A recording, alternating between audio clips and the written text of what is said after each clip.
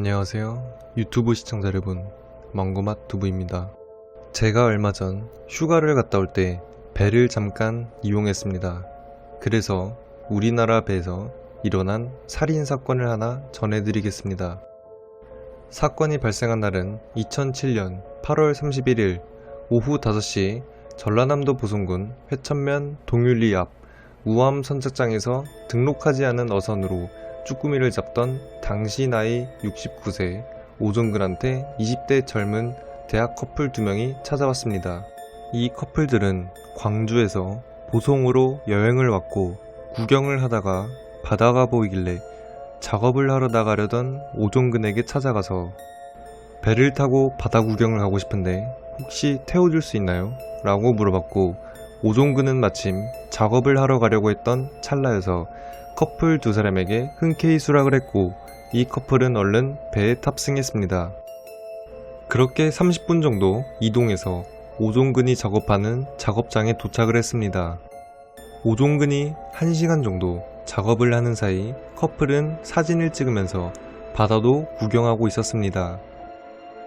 그러다가 오종근이 당시 20살이었던 여자에게 욕정이 생겼습니다.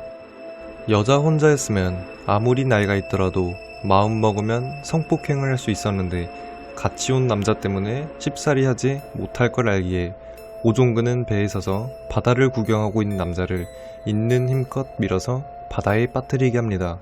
급작스럽게 벌어진 일이라 여자는 놀라서 당황했고, 남자는 안간힘을 써서 배 위에 올라오려고 했지만 오종근은 배에서 쓰던 삿갓대를 이용해 배에서 떼내려고 계속 찌르며 밀쳐냈습니다. 그렇게 그 남자는 과다출혈이 나면서 힘이 점점 빠져 바닷속으로 가라앉게 되었습니다. 그리고 혼자 남은 여자를 성폭행하려고 오종근이 제압해보려고 했지만 여자의 강렬한 저항에 욕정을 채울 수 없을 것 같아서 오종근이 그 여자에게 그냥 너도 죽어버려 라며 바다로 밀어버립니다. 그 여자 또한 배 위로 올라오려고 몸부림쳤지만 오종근은 또 삿갓대를 이용해서 수없이 찌른 후 사망하게 합니다. 살인을 저지른 후 오종근은 아무 일 없다는 듯 선착장으로 돌아왔습니다. 하지만 여행을 갔다 온다던 애들이 연락이 없자 부모들은 걱정을 하기 시작했습니다. 그리고 나서 9월 1일은 살해당한 여자의 엄마가 경찰에 가출 신고를 하게 됩니다. 그로부터 2일 후 9월 3일 오후 6시경에 용정리 앞 해상에서 작업을 하고 돌아오던 배가 살해당한 여자의 시신을 발견하게 됩니다. 또 이틀이 지나고 9월 5일 오후 4시경에 인근에 있는 청포 선착장 부근에서 남자의 시신을 발견하게 됩니다. 그 당시에 해양경찰은 두 시신을 부검하던 중 남자의 시신 양쪽 발목이 부러져 있는 것을 보고 타살 혐의를 찾을 수 없다며 단순 추락사 또는 동반자살로 종결을 하게 됩니다.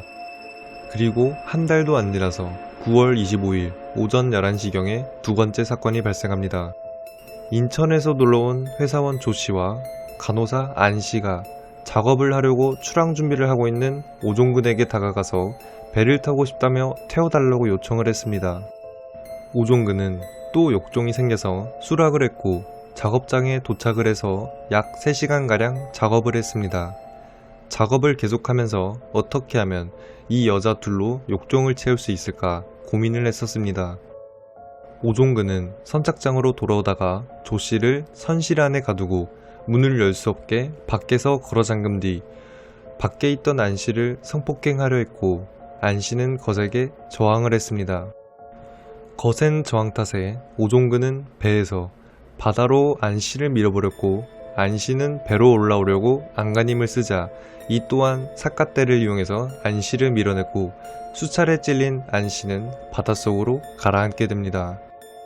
그리고 선실에 가둬둔 조씨도 성폭행하려고 했지만 조씨 또한 거센 저항을 해서 바다에 빠뜨려서 삿갓대를 이용해 살인을 저질렀습니다. 이렇게 오종근은 자신이 저지른 범죄가 목격자도 없어서 완전 범죄라고 생각하며 유유히 선착장으로 돌아왔습니다. 하지만 이 사건이 검거된 계기가 있습니다.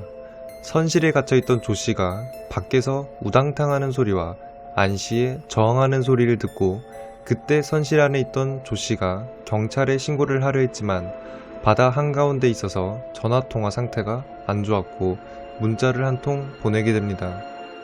문자를 보낸 사람은 다름 아닌 피해자들이 배에 타기 전에 보성으로 놀러온 부부가 있었는데 남편이 어디론가 가서 찾으려고 전화를 하고자 아내가 이 피해자들에게 휴대폰을 빌렸었습니다. 그리고 아직 선착장 근처에 있을 것이라 생각을 해서 조 씨는 그 여성이 전화를 썼던 번호로 배에 갇힌 것 같다며 문자 한 통을 보내게 됩니다. 그 문자를 받은 여성이 경찰에 신고를 했습니다. 조 씨와 안 씨의 시신은 다음 날인 26일과 28일 보성 앞바다에서 발견이 되었습니다. 경찰은 사건을 조사하기 위해 CCTV를 돌려보면서 선착장의 배를 확인하고 있었습니다. 그 당시에 추석 연휴라서 수많은 배가 정착되어 있었는데 한 배가 오전 오후 정착 위치가 다른 것을 확인했습니다. 그리고 그 배를 조사했는데 그 배는 등록이 되지 않은 오종근의 배로 확인되었습니다. 이 배의 주인을 찾으려고 수사를 했고 그 배를 수색했는데 피해자의 신용카드와 볼펜, 머리끈, 여자의 머리카락 등을 발견하고 오종근을 용의자로 지목한 후 집에 숨어있던 오종근을 9월 30일에 체포했습니다.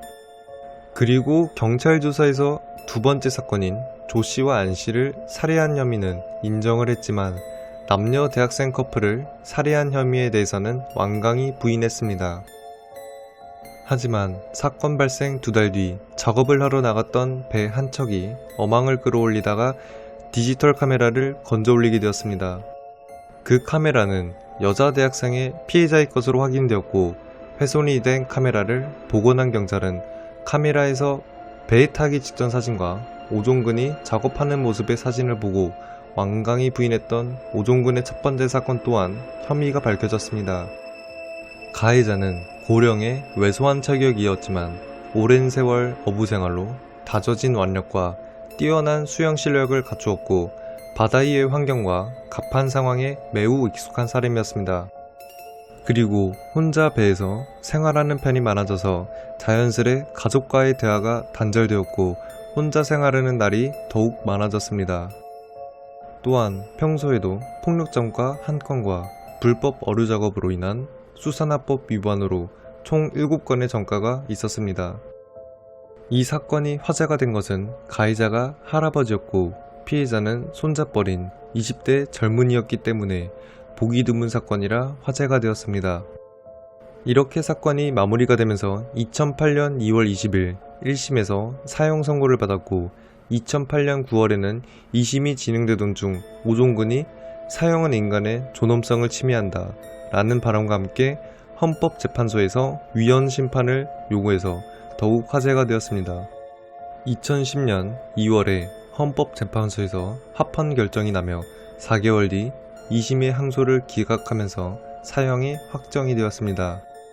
이 사건을 통해 영화 실종의 모티브가 되었고 사건 1년 후 오종근의 아들은 충격과 수치심을 이기지 못하고 자살했습니다. 이렇게 보성어부 살인사건에 대해 알려드렸습니다.